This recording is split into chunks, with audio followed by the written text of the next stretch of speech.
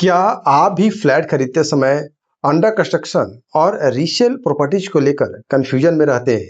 आप ये डिसाइड नहीं कर पाते हैं कि क्या हमें अंडर कंस्ट्रक्शन प्रॉपर्टीज खरीदनी चाहिए या रेडी टू मूव बना बनाया प्रॉपर्टीज खरीदना चाहिए। तो आज हम इस वीडियो में एक एक करके आपको बताने वाले हैं कि अंडर कंस्ट्रक्शन और रीसेल प्रॉपर्टीज की खूबियाँ क्या हैं और साथ ही साथ इनकी खामियां क्या हो सकती हैं।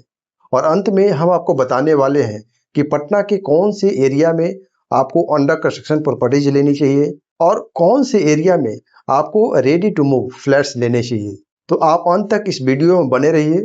मैं आपको एक एक करके इन सारी चीज़ों के बारे में बताने वाला हूँ। सबसे पहले हम अंडर कंस्ट्रक्शन फ्लैट्स के बारे में बात कर लेते हैं कि इनकी खूबियाँ और खामियाँ क्या हैं।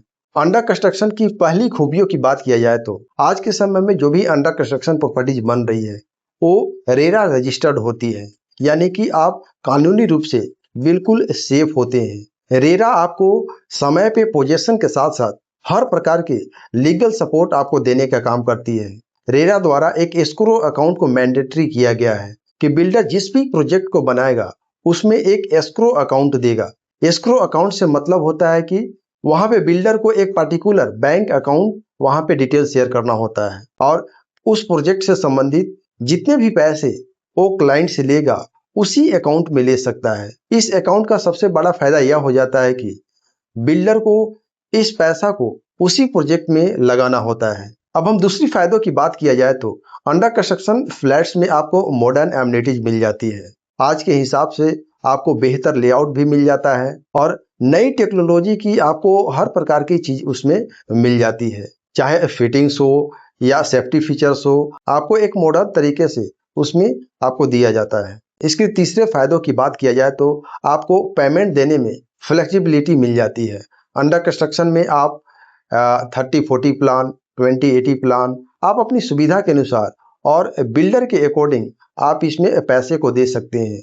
आपको यह सुविधा मिल जाता है कि आप शुरुआती समय में कुछ डाउन पेमेंट करके आप कंस्ट्रक्शन लिंक प्लान के अनुसार आप धीरे धीरे जितने समय में वो बिल्डिंग बनेगी उस अकॉर्डिंग आपको पैसा देने की सहूलियत मिल जाती है। एक और फायदा यह हो जाता है कि जब भी आप अंडर कंस्ट्रक्शन प्रॉपर्टीज में निवेश करते हैं तो अब क्योंकि यह रेरा रजिस्टर्ड होता है तो बैंक भी आपको लोन देने में नहीं हिचकते हैं। आपको किन्हीं किन्हीं केस में रेट ऑफ इंटरेस्ट में भी कुछ छूट मिल जाती है और प्रोसेसिंग भी ज्यादा लंबा नहीं होता है। अब हम अंडर कंस्ट्रक्शन की खामियों के बारे में बात कर लेते हैं। अंडर कंस्ट्रक्शन प्रॉपर्टीज भले ही रेरा रजिस्टर्ड होती है लेकिन इस बात से इनकार नहीं किया जा सकता है कि किन्हीं केस में आपको डिले का भी सामना करना पड़ सकता है। दूसरी नुकसान की बात करें तो आप अंडर कंस्ट्रक्शन प्रॉपर्टीज में आप एक्चुअल प्रॉपर्टीज को देखकर नहीं खरीदते हैं।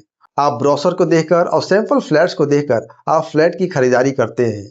आपको यह एक्चुअल में पता नहीं होता है कि आपको किस प्रकार का फ्लैट मिलने वाला है। तीसरे नुकसान की बात किया जाए तो अंडर कंस्ट्रक्शन प्रॉपर्टीज में आपको जीएसटी देना होता है। अफोर्डेबल की केस में आपको पूरी प्रॉपर्टी वैल्यू का 1% देना होता है।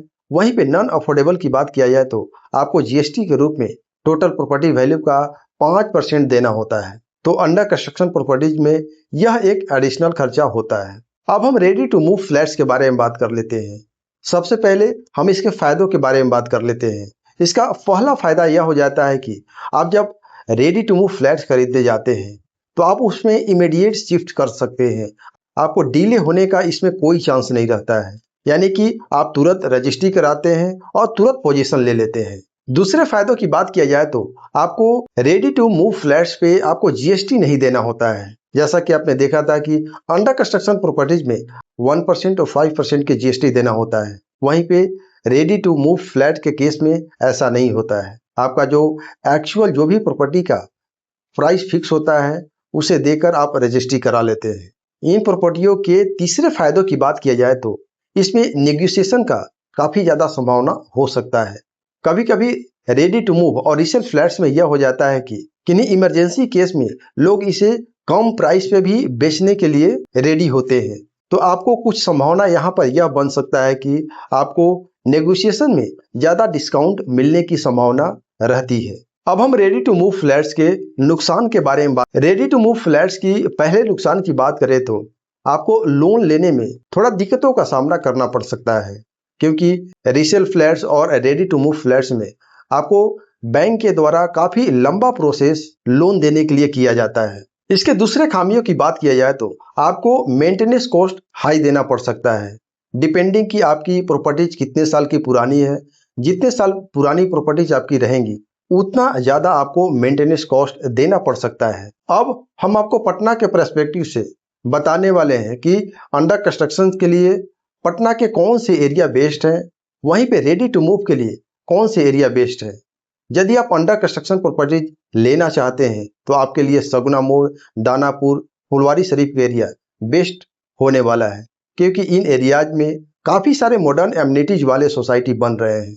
अफोर्डेबल प्राइस पे इन एरियाज में आपको काफ़ी अच्छे फ्लैट्स मिल जाएंगे।